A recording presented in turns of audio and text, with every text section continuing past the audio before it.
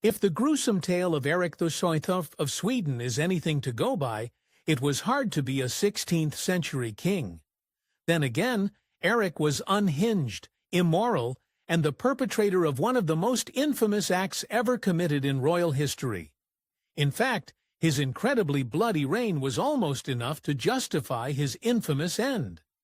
Erik XIV's brutal rule ended in a coup, and the Mad King walked happily into a cell, unaware of the chilling fate ahead of him. Though Erik XIV would soon earn a reputation as one of the maddest men in Sweden, his beginnings were tragic in another way entirely. Born on December 13, 1533, as the heir of King Gustav I and Queen Catherine of Sweden, the boy got precious little time with his mother.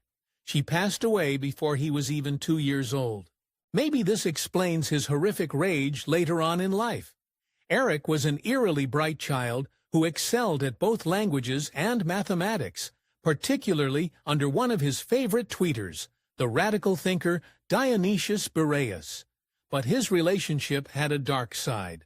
Although Dionysius was one of Erik's biggest defenders, as we'll see, the king would later repay him with a brutal betrayal. You'll learn quickly that Erik was only loyal to exactly one person, himself.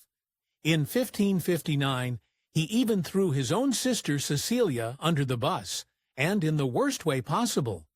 When Erik stumbled upon the unmarried Cecilia in bed with a man, he promptly caused an enormous scandal by telling everybody about it, nearly ruining his sister in the process.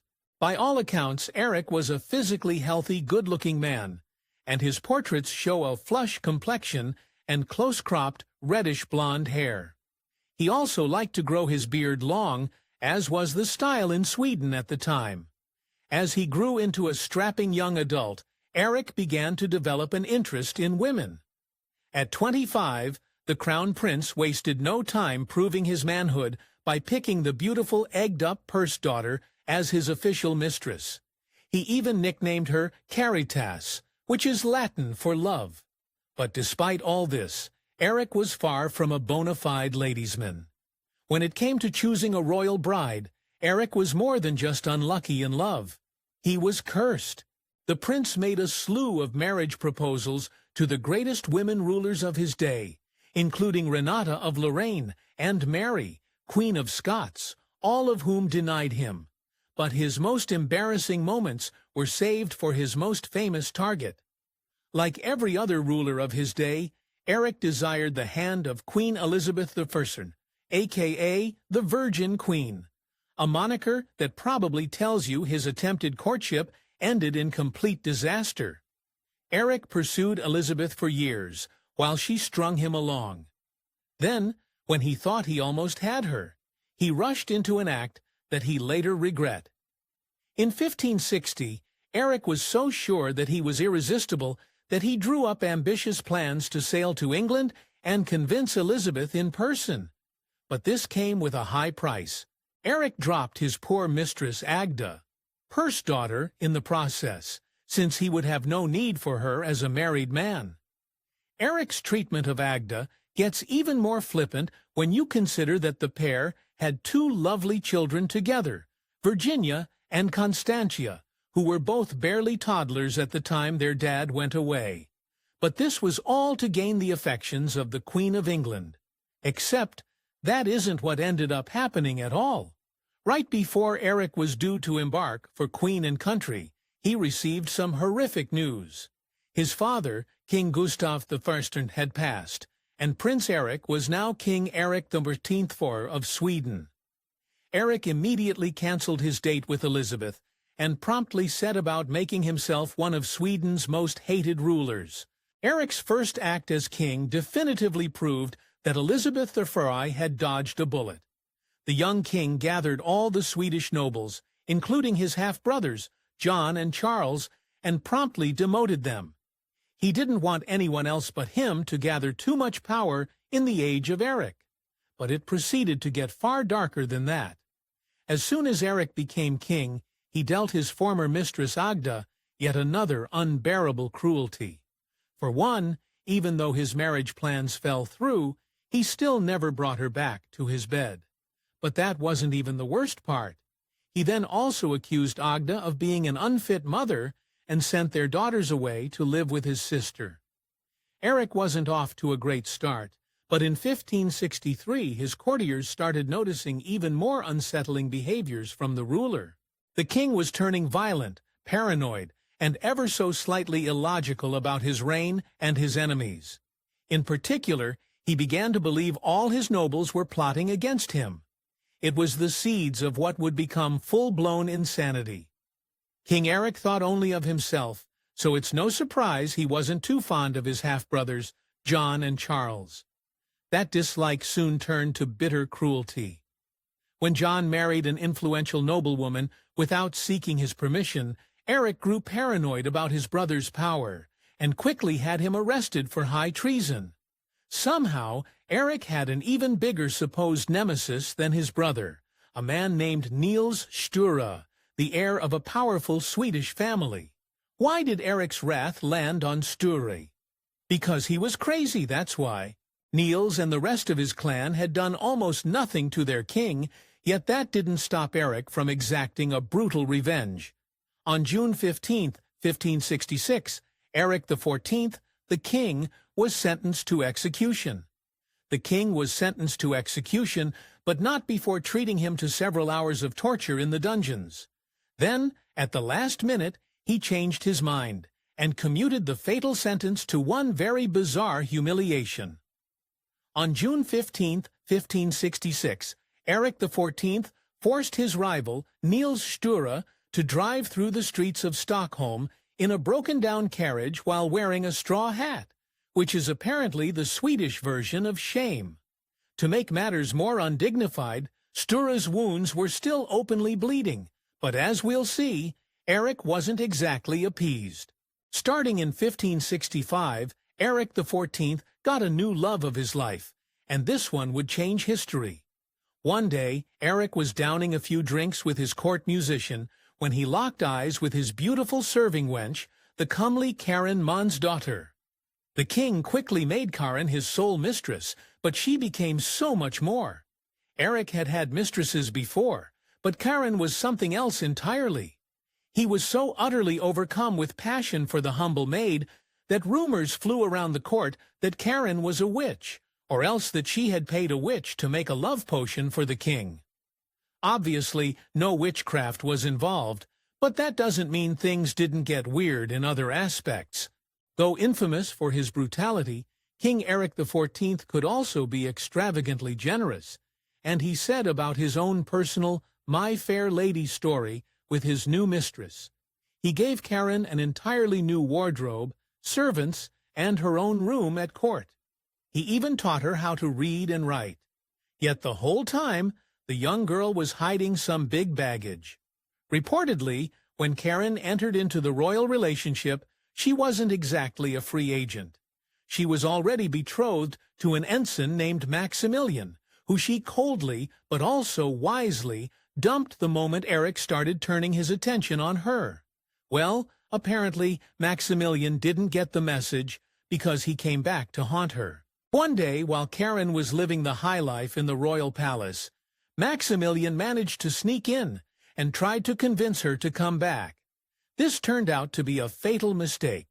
According to one version of the story, King Erik found him out and had the poor Maximilian executed without a second thought. In 1566, Erik was still apparently obsessed with finding a royal bride and decided his old enemy, Niels Sture, could repent of his sins and help him out. Erik sent Niels off as an official bridal envoy to Renata of Lorraine, getting the poor man to do his wooing. Sure, this sounds like a reconciliation, except Erik was actually lying through his teeth. By this time, Erik was already plotting to take a scandalous step. He wanted to marry his upstart mistress Karin, not Renata, and Sture's mission was just for show. But this next part gets really unhinged. Erik was paranoid his courtiers would try to stop the wedding, and he yet again fixated on Niels as the scapegoat for his paranoia. So the Butcher King enacted his bloody vengeance. In May 1567, The king's obsession with Niels tragically coincided with a total mental breakdown. Just as Niels was returning from his fake mission, Erik detained him at Uppsala Castle, along with Niels's father, Svante, and had a handful of other nobles, and essentially proclaimed that he could marry whomever he wanted. Erik's next actions have lived in infamy.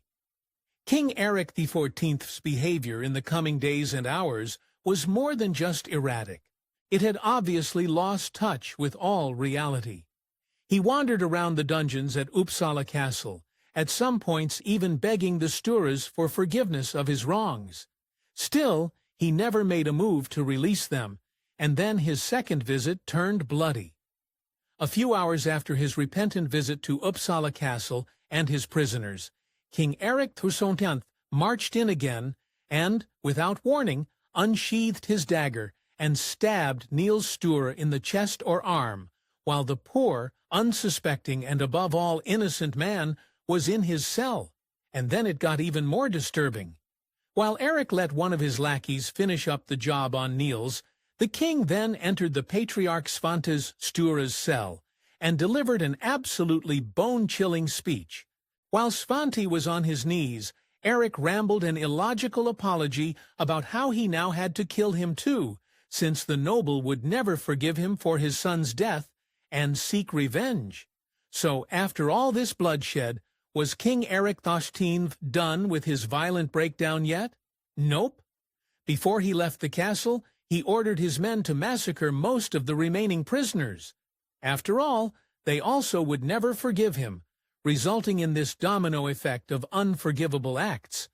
His guards obeyed, but even this wasn't enough to snap the Mad King out of it. When he left the castle, Erik happened to run into his old beloved tutor Dionysius Bereus, who immediately started trying to calm down the unhinged monarch. It was a nice gesture, but Erik's following actions proved his insanity. The king thanked Dionysius for his help by ordering his men to slay the tutor as well. The aftermath of the so-called student murders is just as chilling as the event itself. When the dust settled, 5 men lost their lives that day. Most unsettling of all, though, is that for a brief time, it was Sweden's best-kept secret. The guards simply pretended the prisoners were still alive and continued to accept food from their family members. And as for Erik, in the delirium of his horrific acts that day, Erik wandered into a forest and disappeared. For 2 entire days, the Mad King of Sweden was nowhere to be found, even as his courtiers both desperately searched for him and tried to keep his royal sins under wraps. On May 27, 1567, they finally found him. When the royal court rediscovered their king, he was in an even stranger state than when he started. Not only was he still in the throes of his breakdown, he was also dressed as a peasant and had turned up in the tiny village of Udensala. They took him back to Stockholm and his throne, but it was far from a return to normalcy. When Erik installed himself back at the royal palace, still balmy as a belfry under a regency, he found his halls eerily empty. You see, anyone with half a brain wanted absolutely nothing to do with their Mad King, lest they experience one of his temper tantrums and find themselves 6 feet under. Instead, the court had to bring in their secret weapon, his mother. Now Erik's real mother was long gone, but he did have a close relationship with his stepmother, Catherine Steinbock, and the courtiers decided that she was their only hope. They dispatched her from her home to Stockholm, and Catherine became the first person to see Erik since his murder spree. His response was heartbreaking. Reportedly, the moment Erik set eyes on his stepmother, he fell to his knees and started begging for mercy for his many, many sins. Catherine must have listened because she doled out repentance in the form of reparations. The king had to pay the slain nobles' families and promised never to go near them ever again. But Erik wasn't done making foolish decisions. The king might have been 100% insane at this point, but that didn't mean he forgot his beloved Karin Mansdotter. In fact, his obsession with Karin only seemed to grow in his lunacy. And now that all the supposed naysayers were conveniently gone, He married her in a secret ceremony on December 29, 1567, and then in an official one in 1568. But this, too, nearly became a bloodbath. Erratic lunatic or not, Eric had one consistent ammo, and in the lead-up to his nuptials with Carine, the king returned to thinking everyone is a conspirator. He planned to have his hated half-brothers offed for fear that they too would somehow try to prevent the marriage, and he only spared them through a miraculous twist of fate. His poor bride-to-be, Carine, had to stop Eric's fratricide by warning his stepmother of her deranged groom's plans. Very wisely, the king's siblings did not make an appearance at the wedding ceremony, thereby keeping their heads. But this turned out to be Eric's fatal mistake. According to court records, King Eric had a brief period of recovery in 1568 and started taking over official royal business once again. But still, his actions didn't seem sane. One day, his personal secretary said something disparaging about a friend of his, so Eric pierced the man with a fire iron and sent him to the grave. Eric did truly care about Carine and spent mountains of money trying to legitimize her as his true queen, even though she was a peasant. It didn't just backfire, it blew up in his face. The court scorned her wholeheartedly, and the resentment grew. In the end, Eric's paranoia came true. His marriage was the last straw in his ruin. In a bizarre twist of fate, Eric's original mistress, Agda Pyrsdotter, somehow ended up back in his bed years after he dumped her.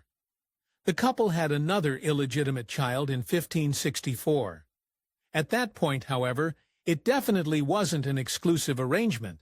Eric had so many lovers by then that the court nicknamed them the Frilo Hoppen, or the crowd of mistresses. Although the court whispered ridiculous witchcraft rumors when it came to Carine Mansdotter's hold on Eric, these rumors weren't necessarily that far-fetched. The king actually had an obsession with the occult, particularly astrology. He'd initially grown suspicious of Perle Niels Dure because his horoscope told him that a light-haired man would succeed him. One of the most famous portraits of Eric XIV has a pretty embarrassing backstory. One of the only full-length depictions we have of him is a portrait Eric sent Queen Elizabeth II when he was trying to woo her, portraying him as an incredible bachelor worthy of her hand. The entire time Eric was slowly unraveling. His brothers, John and Charles, were watching from the sidelines and waiting for their time to pounce. Well, in 1568, mere months after the royal wedding, they finally jumped. The nobles rebelled and put John in power. Meanwhile, they threw Eric in a dungeon. Both King Eric and his poor Queen Carine were detained together as they spent years on end in captivity, while the government denounced the king as insane. Their treatment was horrific. Eric and Carine had 2 children in captivity together, but the frantic parents had to watch helplessly as the babes both perished in dismal conditions, and more heartache was around the corner. As a prisoner, King Eric XIV was both too intelligent and too unhinged for his own good, and he plotted at least one escape from his cell, cleverly using Carine's lady-in-waiting. It ended in tragedy all the same. The new regime caught and executed the conspirators, though Eric XIV and his queen got to keep their lives, this time at least. On June 14, 1573, the once and former King Eric's captors made him suffer one final indignity. To prevent the king and Carine from having any more children, they separated the royal couple, taking Carine to a different castle. As Eric XIV wrote, "My wife has been taken from me." He now had to live out the rest of his days in solitude. On February 26, 1577, the attendants found King Eric XIV of Sweden cold and unresponsive in the cell he had called home for 7 years. The government had faced one too many attempts to reinstate him, and he had become too big of a threat to live. But it wasn't until scientists autopsied his body that we learned the full dark truth about the Mad King's end. In 1958, forensic specialists exhumed the king's body to find out the secrets of his final moments. They made a grim discovery. According to their findings, conspirators had offed Eric with arsenic, and the substance ravaged his body until his last breath. His supposed final meal, a fatally spiked offering of pea soup. If you enjoyed this video, please consider giving us a thumbs up and subscribing to the channel for more great videos.